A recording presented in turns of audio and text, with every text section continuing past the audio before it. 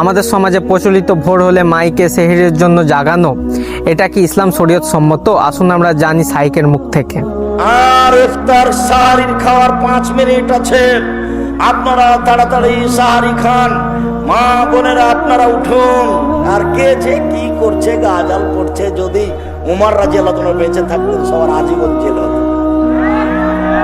উমর রাদিয়াল্লাহু আনহু বেঁচে না থাকার কারণে সবাই পাপ করার সুযোগ পেয়েছে, মুখ খুলতে পাবে না, শুধু আজান, শুধু আজান। কোরআন মাজিদ পড়তে পাবে না, গাজাল পড়তে পাবে না, বলতে পাবে না। আপনি যে চিল্লাচিল্লি করছেন, অত আর একজন তাহাজ্জুদ করছে।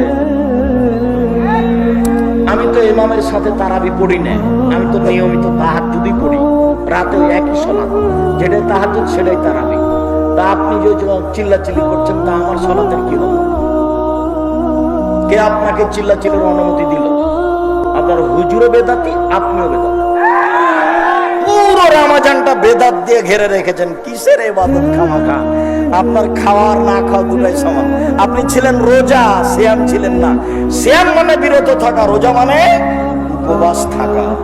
16 আনায় মিছে জীবনটা আপনার, 16 আনায় মিছে।